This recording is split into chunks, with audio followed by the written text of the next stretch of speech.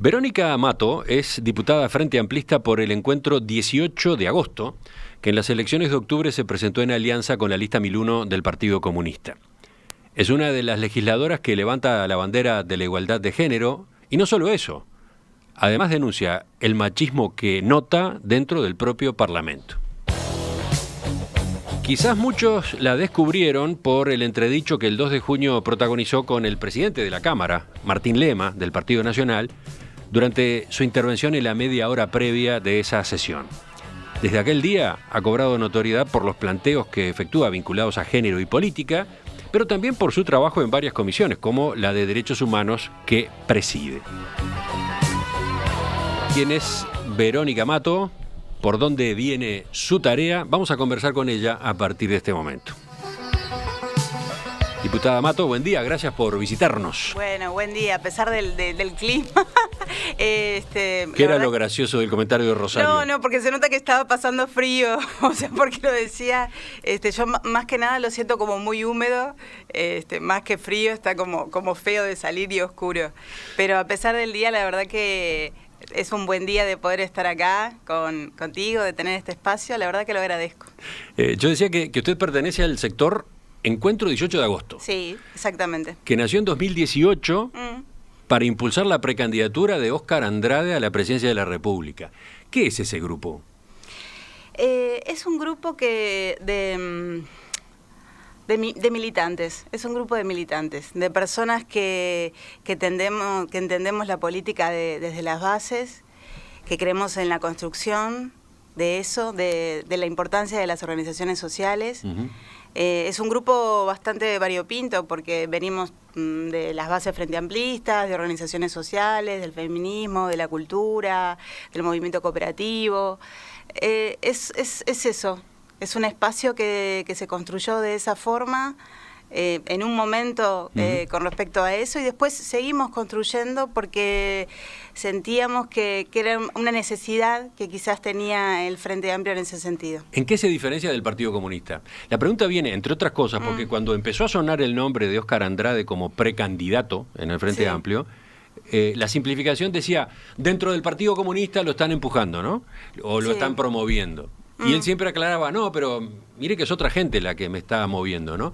Entonces, ¿qué era esto? ¿Por qué no eran comunistas? ¿Cuál es la diferencia? Y en realidad porque la diferencia es, primero, que no pertenecemos al Partido Comunista. Eso creo que es la gran diferencia. Que en realidad el Partido Comunista, al cual yo respeto muchísimo, mi padre, bueno, Miguel Mato. Su padre, Miguel Mato, desaparecido durante la dictadura, era militante comunista. Sí, era comunista y lo asesinaron por ser comunista, ¿no? ¿Y por qué usted no era o es integrante de ese partido, por ejemplo? En realidad, yo siempre, mi militancia provino de las organizaciones sociales vinculadas a derechos humanos. Ese fue el lugar donde milité. Políticamente, porque es un espacio político también, la militancia. Y comenzó a militar en política, específicamente ahí cuando en el encuentro 18 de agosto. No había militado nunca dentro del Frente Amplio, más allá de sí, obviamente, ser frente amplista, pero no había tenido militancia política partidaria hasta ese momento. Y creo que bueno, ¿por qué no? Quizás por una forma de, no sé, no digo de ser más libre, no quiero decir que el Partido Comunista no lo sea, sino como vinculado quizás a las estructuras, y que por eso no lo integré, o sino también creo que una cuestión de respeto también. ¿Respeto? Claro, o sea, yo tengo toda mi familia que es comunista, ¿no? Claro, mi abuela era comunista, mi abuelo comunista, mi madre es comunista, pero me da mucho respeto y tengo que estar muy segura. Para mí no es ¿entendés? No es como esas tradiciones familiares que decís, hay gente que toma determinadas tradiciones familiares como, sí, bueno, vos también. Pero para mí, en ese sentido, tendría que estar muy segura de decir, bueno, quiero formar parte de esto, estudiar muchísimo justamente sobre sobre cómo sobre el comunismo ahora, o sea, un montón de cosas que no sé si estoy preparada. Y aparece lo otro, lo que mencionaba hace un rato. Prefiere hacer política con más libertad, entre comillas, sin tanta estructura, sin tanto marco. Una cosa así. Quizás, sí. Algo así. Sí, o sea, quizás lo que pasa es que la palabra, no quiero decir que el Partido Comunista no sea libre. Sí, me di cuenta que ponía cuidado en eso, sí. Claro, o sea, no lo es porque es un espacio, es toda gente que yo respeto mucho y creo que tiene que ver con eso, con el respeto hacia lo que es el partido, por eso aclaro que no lo soy. Y además tengo, ahora en mi actividad parlamentaria, trabajo muy unida con lo que es la bancada claro. Unida para los Cambios y con los compañeros del Partido Comunista. Cuando se integró aquel movimiento, ¿pensaba en que iba a ser después candidata al Parlamento? No, la verdad porque que no. Fueron dos saltos en uno, ¿no? No, nunca. No, jamás. La verdad que jamás. ¿Usted se dedicaba al teatro? Sí. Es actriz, dramaturga, y estaba vinculada, como dijo recién, a movimientos de defensa de los derechos humanos. Sí. ¿Cómo apareció después esto otro? Después de la campaña de la interna, en la que Andrade, bueno, no terminó siendo el candidato a la presidencia, ¿por qué dijo, me interesa la Cámara de Diputados? No, nunca dije me interesa la Cámara de Diputados. Creo es algo que se dio y a veces puede resultar como extraño además, porque o singular cómo se generó el encuentro del 18 de agosto, que se generó a partir de una convocatoria amplia, abierta, a esa asamblea. Y después nos fuimos juntando y se fue generando el espacio y fuimos militando. Y yo debo de decir que soy una persona muy intensa. ¿Intensa? Sí. Y todas las cosas que hago, si las voy a hacer, las hago un poquito, las hago toda entera. Me meto toda entera, digamos. Me zambullo. Y así lo hice y empezamos a militar y en un momento, bueno, venían las internas y definimos sacar una lista de las internas. Y el grupo decidió que yo fuera la que encabezara esa lista, que debo decir que me sorprendió porque habían otras personas que por ahí tenían más tiempo de militancia en el frente o en otros espacios. Y bueno, dije, es como cuando los otros te ponen en ese lugar, por algo, no sé, me sentí como, no sé si es halagada, pero privilegiada en ese sentido y respetada por los compañeros.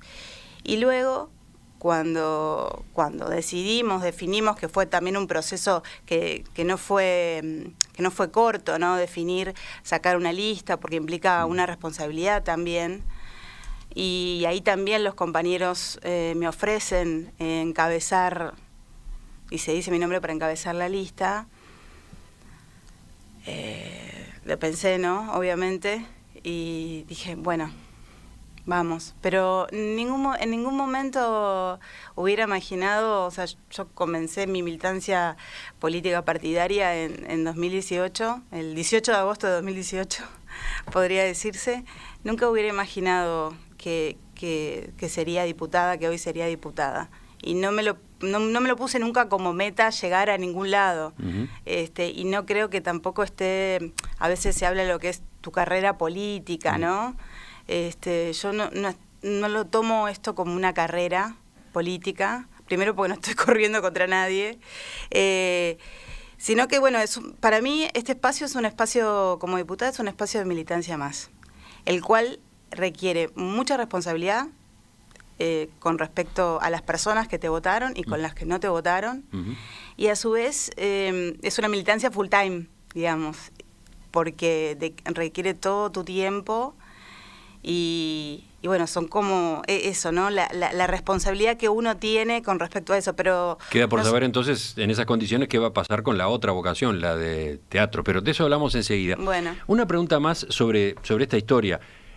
Durante la campaña para las elecciones internas del Frente Amplio, este movimiento, Independientes con Andrade o Encuentro 18 de agosto, planteaba que el Frente se había alejado de las bases, que era tiempo de reconectar con los movimientos sociales, ¿no? ¿Ese es uno de sus objetivos en el Parlamento? Eso es uno, sí, diríamos que sí, pero lo que pasa es que... una cosa es el trabajo del grupo, ¿no? de la trama que va generando el grupo, y también dentro de lo parlamentario, cómo uno genera eso y cómo lo vuelca, ¿no? Es una forma de trabajo. En el planteo del proyecto, yo una de las cosas que establecí, bueno, trabajar en territorio, en 2 zonas. Los diputados del Frente Amplio tenemos 2 zonas que tienen que ver con Montevideo, en mi caso, en las cuales voy a trabajar, y a su vez vinculada así con las organizaciones. En este caso he tenido encuentros con organizaciones de mujeres o también organizaciones de personas en situación de calle. O sea, vincularte, o sea, cómo nace un proyecto o cómo nace una idea. Nosotros consideramos que no nace desde un despacho, ¿no? Desde el palacio, no es que nazca ahí, sino que en realidad es respuesta de lo que está sucediendo con la gente, las inquietudes que la gente te trae. Un proyecto en sí mismo viene a resolver un problema. No es algo que yo mágicamente se me ocurre mi gran idea y esto va a solucionar el mundo y no escucho a los demás. Creo que la política, una de las grandes tareas que tiene es escuchar mucho. Y eso, en ese camino estoy, ¿no? Ese diagnóstico que ustedes tenían cuando impulsaban a Andrade como precandidato, la desconexión o un proceso de desconexión, un cierto distanciamiento del Frente Amplio de los movimientos sociales, ¿estuvo detrás de la derrota en las elecciones de octubre? ¿Fue uno de los motivos? Es difícil en realidad colocar cuáles fueron los motivos, ¿no? Es algo que todavía el Frente Amplio, eso, lo de la autocrítica, está pendiente. Claro, está pendiente.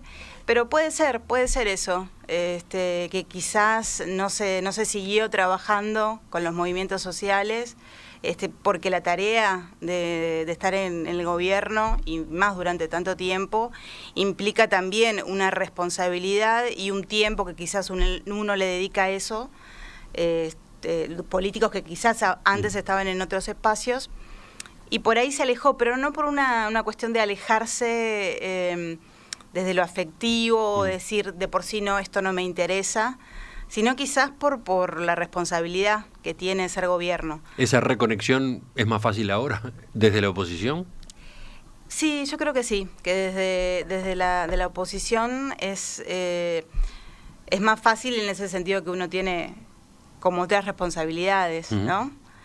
Pero es algo que está en la base frente amplista y la gente te lo pide. Vos cuando hablás, vas a los comités o hablas con los frente amplistas, lo primero que te dicen es: qué bueno que viniste, vengan, queremos escucharlos, o sea, se necesita estar con la gente, se necesita todo el tiempo eso. Por eso digo lo de la escucha, ¿no? Nuestros militantes necesitan que los escuchemos porque tienen mucha cosa para decir. Hay gente que ha militado toda su vida. Es elemental, ¿no? La esencia de la política, sí, ¿o no? Pero a veces es la esencia de la política, pero a veces creo que los políticos se acuerdan de esos espacios cuando viene la previa, ¿no?, a las elecciones, y es un trabajo que hay que hacer continuamente. En lo personal, no podría irle a pedir el voto a nadie si no realicé un trabajo profundo anteriormente en ese sentido, en la escucha, porque me sentiría una hipócrita. Enseguida retomamos la entrevista con la diputada Verónica Amato, del Frente Amplio. En Perspectiva, una invitación para observar el Uruguay y el mundo, también en las redes. Estamos conversando por primera vez aquí en Perspectiva con Verónica Amato, diputada por el encuentro 18 de agosto, electa en alianza con la lista 1001 del Frente Amplio en octubre pasado. Tercera vicepresidente en este año 2020 en la Cámara de Representantes, presidente de la Comisión de Derechos Humanos de la Cámara, pero aparte, actriz y dramaturga egresada de la EMAD, Sí. la Escuela Municipal de Arte Dramático. Estaba revisando mensajes de los oyentes. Están los que, escuchando las definiciones anteriores, elogian y agradecen, y están los que plantean objeciones o críticas. Por ejemplo, acá tengo el mensaje que manda ¿Quién es? Víctor, que dice, me encantó la definición y actitud, eso de persona intensa. Escuchándola me volvieron las ganas de militar. Estaba olvidándome de que vale la pena. Bien. Esa es una de las reacciones. Qué lindo, ¿no? Buena esa reacción. Ahora vamos a escuchar las malas. A ver. Están también estas otras observaciones. Dice este mensaje, ¿de quién es? Tiziana. Personas como esta explican por qué decidí salirme del Frente Amplio. Se estaba yendo de mambo. Atender todos los reclamos de las minorías y olvidarse de los trabajadores, que somos los que aportamos recursos para bancar todo eso. O sea, qué interesante este enfoque, ¿no? Porque la preocupación de ustedes era que faltaba conexión con los movimientos sociales, ¿no?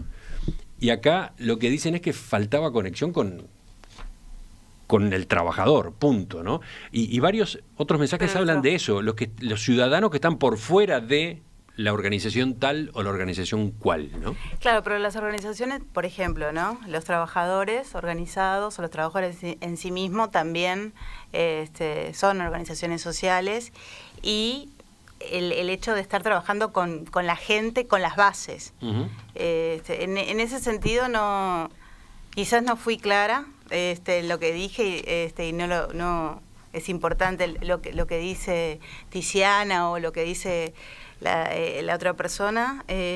Nosotros somos conscientes de eso, sí, que hay que escuchar las organizaciones y las personas en sí mismas, lo que te están diciendo, ni que hablar. Quedó dicho al pasar, durante años usted militó en el grupo Hijos Uruguay, sí, que nucleaba a hijos e hijas de uruguayos detenidos desaparecidos. Después se integró al colectivo Memoria de la Tablada. ¿Qué es esto? Vamos a explicarlo en pocas palabras. Tiene que ver con los espacios, los sitios de memoria, uh-huh, que son sitios en los cuales se efectuaron, por ejemplo, la Tablada fue un ex centro de represión y tortura y exterminio en la dictadura, y bueno, a través de lo que es la ley de sitios de memoria, se generaron estos espacios, estos sitios, que hay unos cuantos ahora en Uruguay en realidad, porque no solamente en Montevideo, y son espacios que están abocados a eso, a la construcción de memoria vinculado con lo que sucedió en el terrorismo de Estado. Participa en la Comisión Nacional Honoraria de Sitios de Memoria. Sí. ¿Participa de qué manera? ¿Cómo es esa actividad? Soy delegada. Delegada de grupos, justamente. Sí, delegada, participo a su vez del Grupo Memoria de la Tablada, luego de la Red Nacional de Sitios de Memoria y de la Comisión Nacional Honoraria de Sitios de Memoria. ¿Este es uno de los temas que privilegia en la actuación parlamentaria? Sí. ¿De qué manera, por ejemplo? Primero, poniendo en agenda, por ejemplo, en los sitios de memoria, uno de los temas que se necesita es el presupuesto, ¿no? Ese es en el momento del presupuesto va a haber que pelear por un presupuesto para los sitios de memoria, como también va a haber que pelear por ejemplo, más presupuesto o presupuesto para la ley de violencia basada en género, o por ejemplo en la ley de teatro independiente. Uh-huh. O sea, hay determinados espacios o puntos en los cuales un presupuesto, ¿no? Votar un presupuesto o tener un presupuesto digno para determinadas cosas implica obviamente una señal política, clara de qué se quiere hacer con eso. Y en este caso los sitios de memoria, para poder trabajar, necesitan, ni que hablar, de un presupuesto. Y cuán necesario a su vez es la memoria en los países, cuán necesario es. Yo a veces escucho a personas que dicen, que hablan de Artigas, por ejemplo, y la gesta artiguista, que tiene que ver con la historia, y quizás en episodios que tienen que ver con el pasado reciente, te dicen, vamos a dar vuelta a la página, ¿no? Sobre este tema. Entonces, es como uno decir, bueno, yo lo que me conviene, porque fue hace demasiado tiempo y entonces tengo estas referencias, hablo y ahí sí tengo una visión histórica y de memoria y de construcción, y quizás la historia que no me conviene, ahí vamos a dar vuelta a la página porque prefiero tener cosas guardaditas en la alfombra. Y con respecto a eso, los militantes de organizaciones sociales vinculadas a derechos humanos, vinculados a memoria, creo que somos los grandes surcidores en ese sentido, de generar, ¿no? De ir armando de a poquito, porque somos movimientos que se nos ha hecho bastante dificultoso todo este trabajo, ¿no? Por distintos motivos. Me pregunto, a partir de un planteo como ese, ¿cómo se lleva con sus colegas de Cabildo Abierto, diputados y diputadas?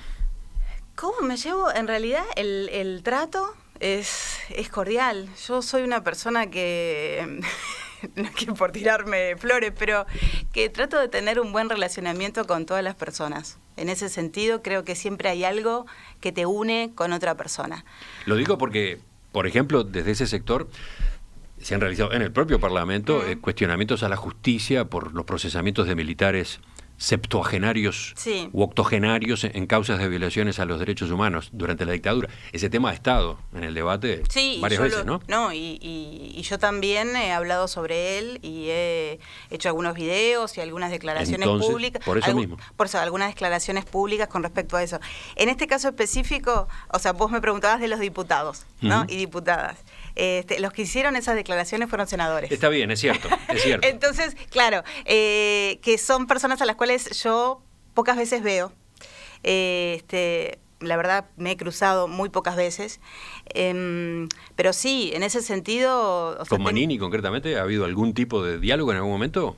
No, diálogo no, pero sí lo he encontrado, me lo he cruzado y lo he saludado como saludo a cualquier persona. Obviamente, o sea, no le voy a dar un beso, digo, tampoco estamos en el tiempo de coronavirus, uno no anda dando besos ahí a todo el mundo, pero sí, por una cuestión de respeto, obviamente lo saludo, o sea, no le quito el saludo a nadie en ese sentido. Pero ni que hablar que tengo diferencias importantes, tanto con él como con Raúl Lozano, como con Domenech, como también una diputada de Cabildo Abierto que ha dicho palabras bastante infelices con respecto a lo que tiene que ver la violencia de género. Ah, bueno, claro, ese es otro tema que también es de lo que usted maneja. Sí. Pero entonces, ¿cómo es el trato con la bancada de Cabildo Abierto? Claro, Estas son cosas que la gente se pregunta. Creo que es bastante obvio que genera curiosidad a partir de visiones distintas y quizás en algunos casos fuertemente distanciadas. ¿Cómo termina siendo el vínculo personal, el trato, el trabajo, ¿no? Uno en el Parlamento también tiene que construir, ¿no? Con las personas que son diferentes. Y voy a dar un ejemplo. En la Comisión de Derechos Humanos somos 4 las personas que somos miembros. Entre ellos está Martín Sodano, que a su vez Martín Sodano está en equidad y género, que uno diría Martín Sodano que está en equidad de género. Estamos hablando de Cabildo Abierto, ¿no? De Cabildo Abierto. Y que fue la persona que dijo aquellas frases de, bueno, si te gustó, bancátela y tal. Y más allá de eso, uno, o sea, tiene que construir cosas y tiene, obviamente, algunos tendrán determinadas prioridades, otras tendrán otras, pero para poder resolver problemas que tienen que ver con todo el país, uno tiene que tratar de conversar, de ver en qué líneas puede llegar a coincidir y también plantear cuando se están realizando políticas con las cuales no está de acuerdo, claramente su planteamiento. La Comisión de Derechos Humanos, la que usted preside, no se ocupa solo de violaciones a los derechos humanos durante la dictadura. No, para nada. Esa temática supongo que aparece, pero no es la agenda, ¿no? ¿Por dónde va, justamente, de nuevo, para aclarar dudas que pueden aparecer? Sí. ¿De qué se ocupa esa comisión?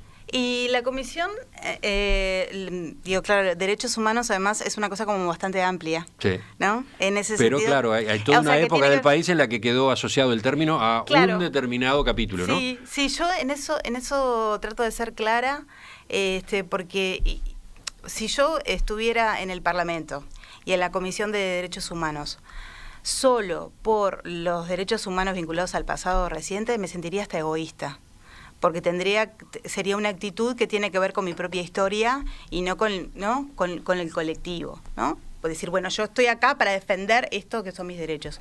No, yo estoy en esa comisión y esa comisión trabaja por los derechos de las mujeres, por los derechos de los niños, niñas y adolescentes, por los derechos de las personas mayores, que a mí particularmente me interesa mucho, y es un tema y es un debe que el Uruguay tiene con las personas mayores, los derechos de las personas con discapacidad, el derecho a la cultura, los derechos humanos en el sentido amplio. Hoy, por ejemplo, ¿cuál es el tema que tienen en la agenda? El tema que tenemos en la agenda, ay no.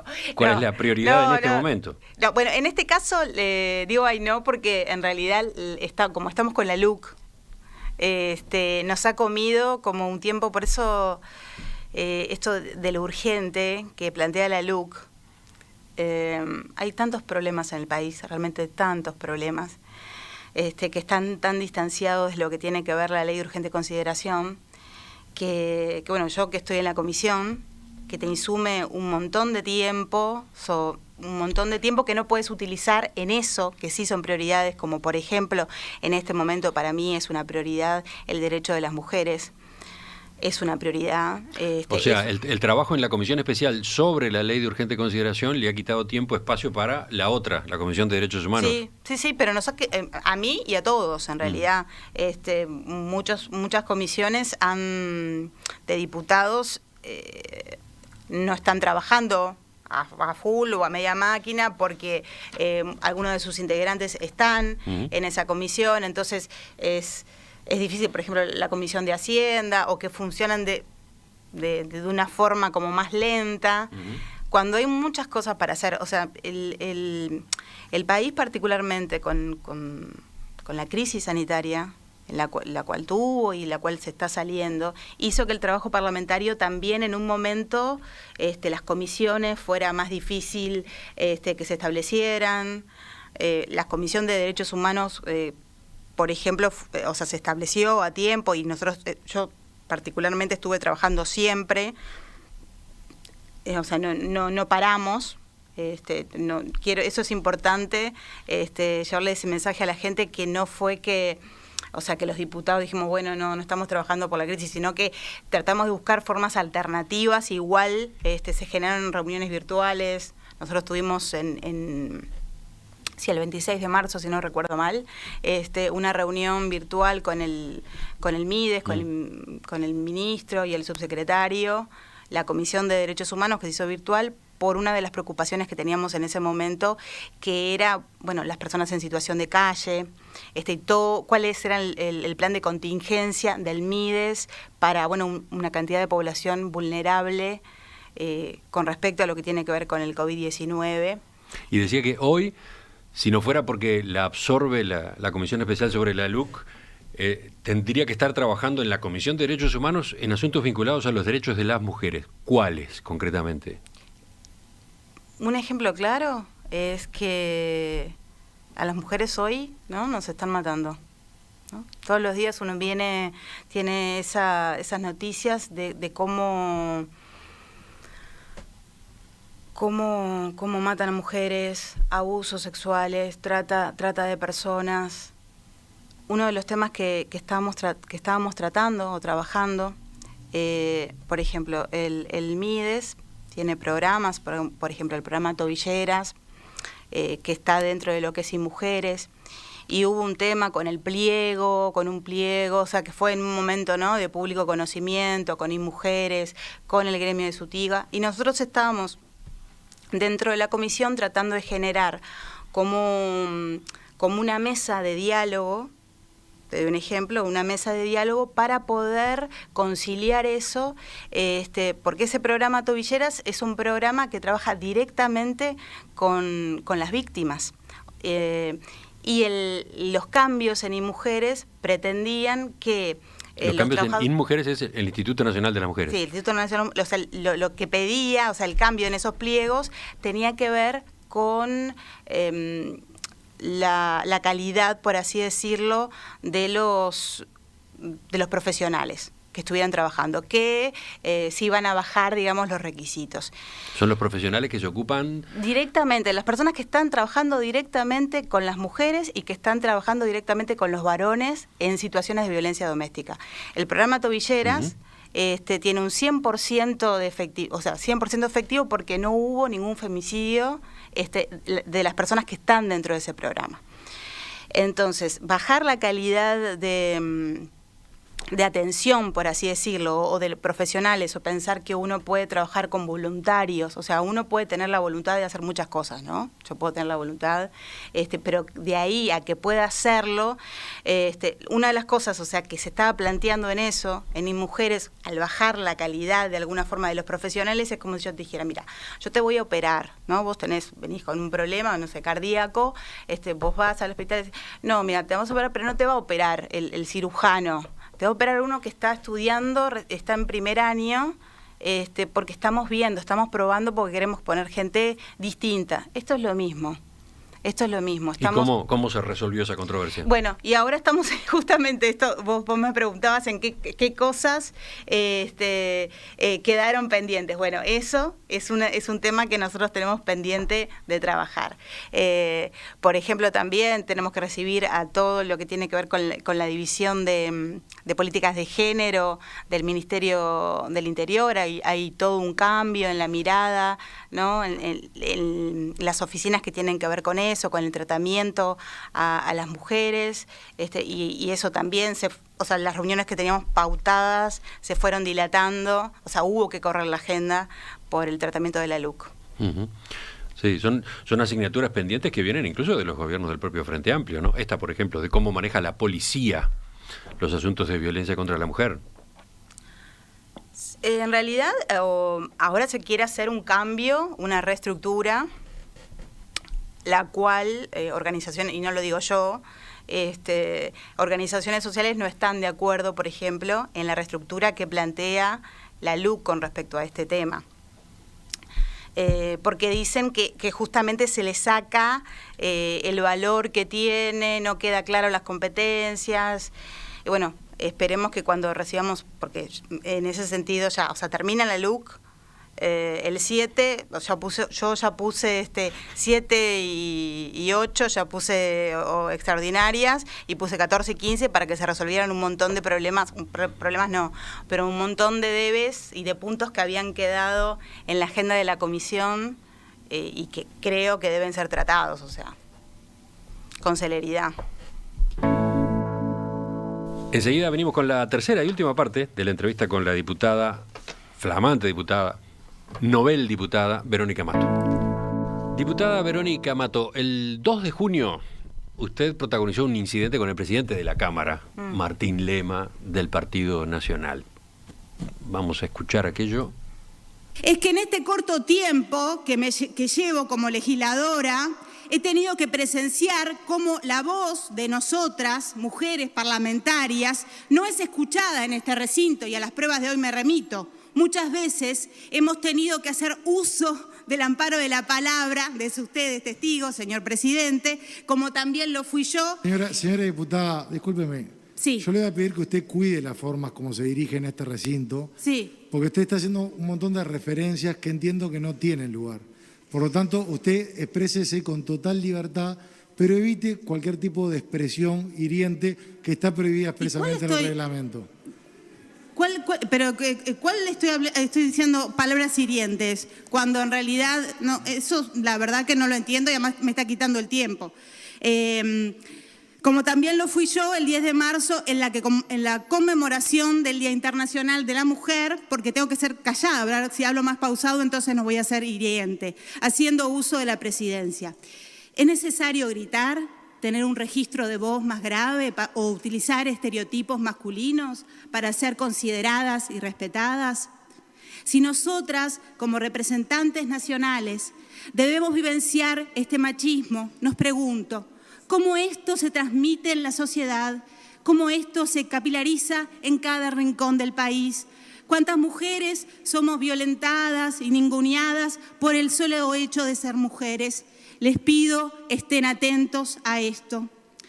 Mañana el movimiento Ni Una Menos, que nació en Argentina, cumple 5 años. Movimiento que saludo, ya que fue el puntapié inicial para que millones de mujeres en todos los rincones del mundo salieran a la calle a pelear para que dejen de matarnos.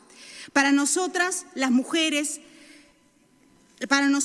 la muerte de una mujer no es un daño colateral, ni somos propiedad de nadie para que se compare feminicidio con abigeato.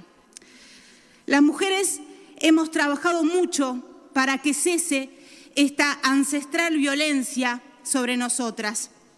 ¿Y ustedes, varones, qué hacen?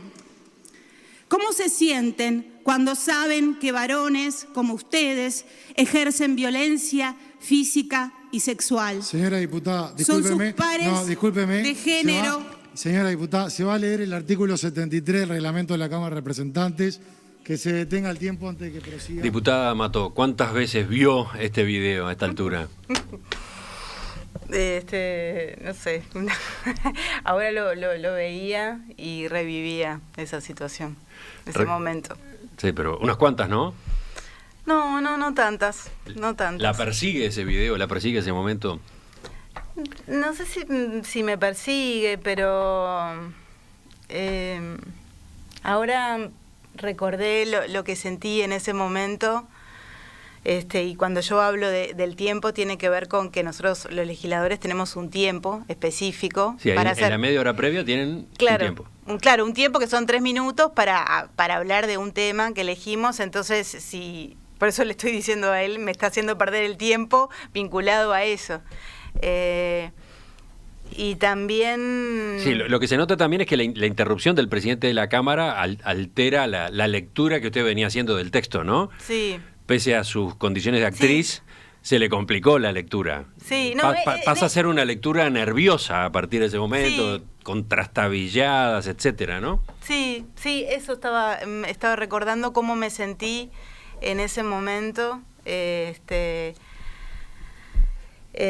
Claro, cuando uno se siente frente a una situación que no entiende o que considera injusta, también es como que reaccionás, porque bueno, nuestro trabajo como parlamentarios obviamente tiene que ver con la palabra, ¿no? En ese espacio yo había preparado ese texto y lo preparé con cuidado, en realidad siendo cuidadosa de lo que tiene que ver el reglamento, de no utilizar palabras hirientes, palabras hirientes no, no incurrir en personalismos, no, si se lee se puede constatar que no utilizo ninguna palabra ofensiva, y a mí lo que me ayuda a escribir el texto es que más o menos yo sé que por página es determinado tiempo, entonces me ayuda a tener claro el uso del tiempo, que en el Parlamento es, como en otras cosas, es valioso.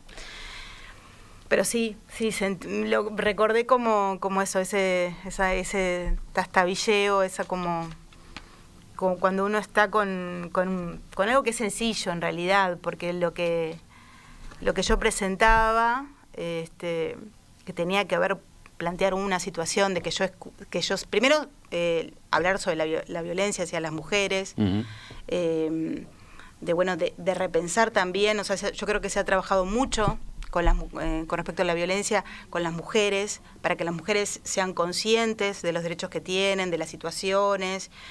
Nos ha costado mucho a las mujeres salir de eso, porque la violencia contra las mujeres no es algo de ahora.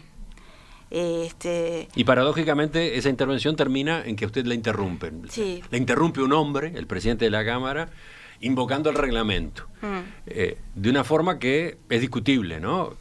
Hay opiniones de un lado, opiniones del otro sobre si se estaba o no pasando por arriba del reglamento con el texto que usted venía leyendo.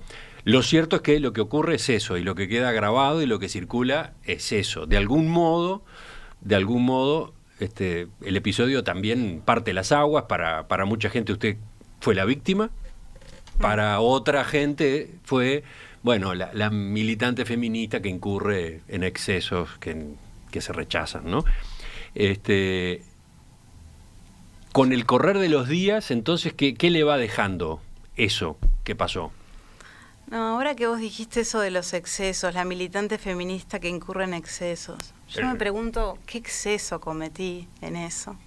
Hacer una pregunta y llamar a la reflexión, ¿es eso un exceso? Bueno, pero usted sabe que hay gente que lo lee como un exceso. Sí, o sea, yo entiendo que hay gente que lo lee como un exceso, pero pienso en otras intervenciones de otros legisladores que han tenido palabras tan poco felices, en cuanto a palabras en sí mismas y en cuanto a contenidos, y que dice que se me quiera castigar en ese sentido, que se utilice, hay una maestra feminista que está hablando, cuando yo en realidad en ningún momento dije ni que todos los varones eran violentos, ni que, no, estaba preguntándoles cómo se sienten, o sea, estaba llamando a la reflexión, y creo que hay que trabajar mucho con eso, con los varones en general sobre el tema de la violencia. ¿Siente que cambió algo en los temas que a usted le preocupaban cuando escribió esa intervención?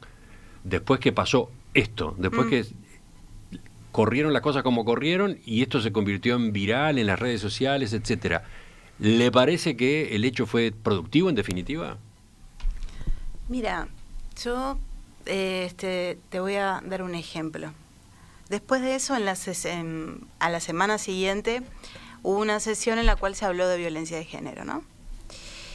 Y hicieron uso de la palabra mujeres que yo nunca había escuchado hablar en el plenario. Y me acuerdo que ese día no volaba ni una mosca. Y se las escuchó con mucho respeto. Y yo no sé si tuvo que ver con lo que pasó antes, conmigo, pero vos sabés que mi corazón ese día, dije, ay, qué suerte. O sea, me dio como una alegría, porque mujeres que yo las había visto, o sea, legisladoras, que no habían tenido el uso de la palabra nunca se habían expresado. Las vi hablando. Y dije, qué bueno.